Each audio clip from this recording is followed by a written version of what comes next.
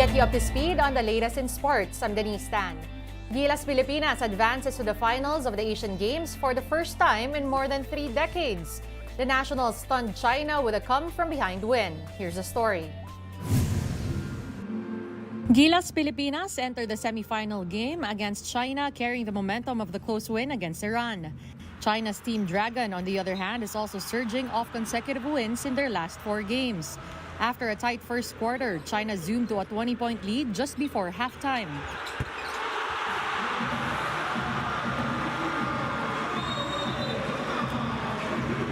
But come the second half, Gilas naturalized player Justin Brownlee got going for the Nationals. Justin Brownlee goes back out. Can he get this in? He can! Oh my goodness me! Gilas slowly chipped away at the lead until Brownlee nailed back-to-back booming threes as the Philippines regained the lead. Justin Brownlee goes for it again. Oh my goodness me! This is incredible! China bricked the last shot of the game as Gilas held on to the victory 77-76. Steps up. It's gone short, and it's in the hands of the Philippines. They just need to play out time here. They have done it! Unbelievable scenes here at the Hangzhou. This is the first time that the Philippines advanced to the gold medal match of the Asian Games in 33 years.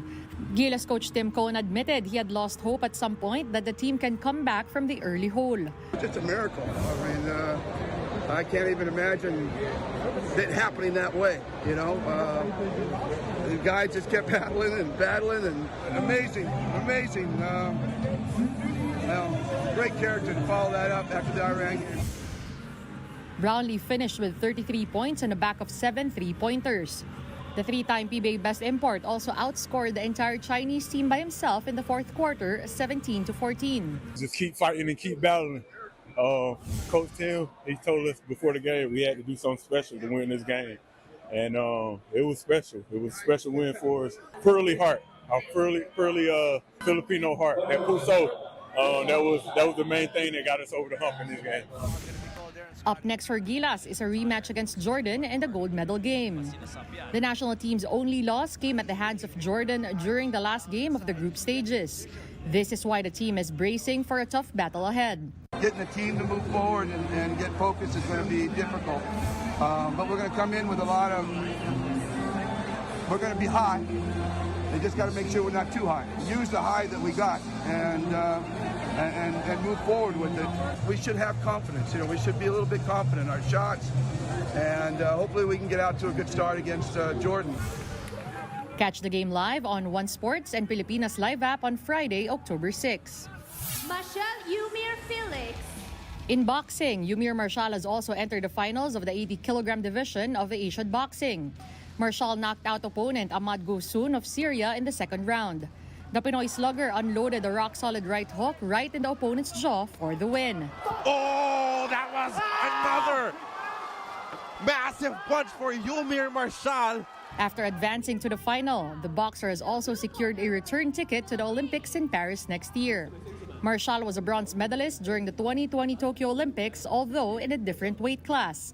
Nagpapasalamat ako sa aking asawa, sa aking pamilya, at sa lahat ng sumusuporta sa akin. Sila po yung sumusuporta sa akin at naniniwala sa akin na kaya ko mag-Olympics. Kaya, yun, hindi ko inasahan na nandito ako ngayon, pero ang Panginoon po yung naglagay sa akin dito. Marshall will play an opponent from China in the finals later at 8:45 in the evening. The country's men's and women's 4x400 relay teams both finished 5th in the Asian Games. The men's team of Your Majesty Williams, Michael Del Prado, Joymi Sekira, and Frederick Ramirez ran a combined 3 minutes and 4.89 seconds in the finals. The foursome set a new national record, but that wasn't enough to bring them to the podium. They smashed the record they also set just the night before in the heats. India won gold, followed by Qatar and Sri Lanka. In women's play, Lauren Hoffman, Robin Brown, Angel Frank, and Maureen Shrivers clocked in 3 minutes and 40.78 seconds. Bahrain emerged as champions, followed by India and Sri Lanka. Indian trailblazer Neeraj Chopra added an Asian Games gold from javelin to his impressive resume. But that's not without controversy as officials failed to record his first throw. This caused a lengthy hiatus as officials discussed the incident and later on agreed to another throw. Chopra nailed 88.88 meters on his first registered effort. With this, the Indian athlete added an Asian gold to his Olympic and world titles in javelin. He is also India's first Olympic athletics champion. The country as a whole surged past 80 medals, smashing their previous Asian record of 70. We're taking a timeout. The game on One News Now will return after a quick break. Stay tuned.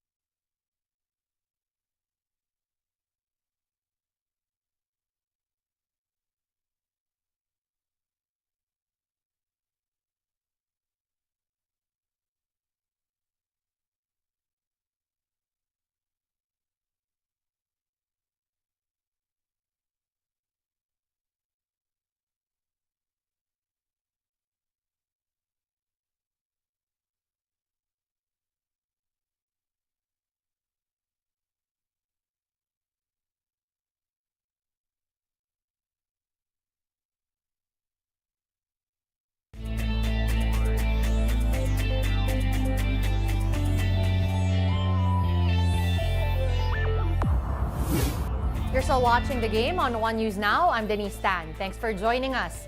Filipino boxing legend Manny Pacquiao is a new ambassador and investor of Times Education Group Australia. The partnership aims to pave the way for several education-related projects in both the Philippines and Australia.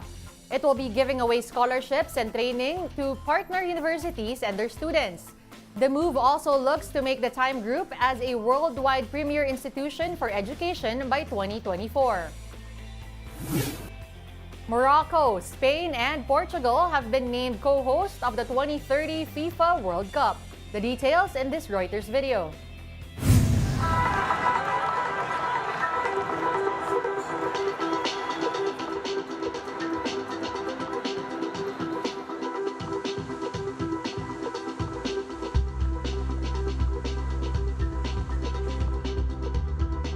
The FIFA Council, representing the entire world of football, unanimously agreed to celebrate the centenary of the FIFA World Cup, whose first edition was played in Uruguay in 1930 in the most appropriate way.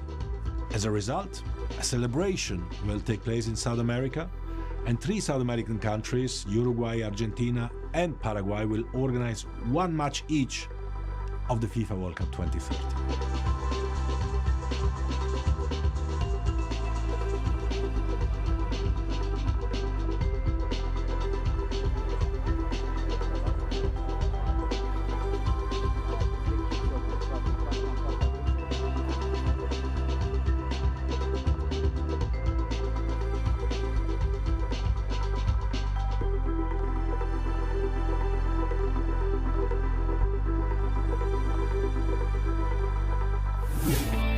Former football star David Beckham hits the red carpet in London for the premiere of his new Netflix documentary, Beckham. Check that out in this clip from Reuters. It was a really difficult time, but I suppose this is all part of the healing process. There's a red card for David Beckham. I don't think I've ever talked about it just because I can't. I wasn't eating. Tonight we bring you the story of how David Beckham became a global phenomenon. David Beckham, unstoppable. I never really did well at school. My manager kept saying, try and keep it under wraps. So we would meet in car parks, and that's not as seedy as it sounds. We've been together now for 26 years, almost 3 decades. We've got amazing kids, we've built businesses, but we make time for each other. We respect each other, and we love our kids. So, you have to work hard at these things. Obviously, the football stuff's amazing, and to remind us of his great career and how great a football player he was. But I think actually just seeing him at home with his family, seeing him with Romeo doing the free kicks, seeing him with Victoria joking in the kitchen, to me, they're the bits that I think bring him to life. I wasn't sleeping. It took a toll on me that I never even knew myself. Have I healed from it? I suppose doing this documentary was part of that process. I'd never really sat down and talked about it in such detail. Get your fill of the latest in sports at onesports.ph. Meantime, the Newsday continues later at 4:30 p.m. I'll see you then. I'm Denise Tan. We are One News.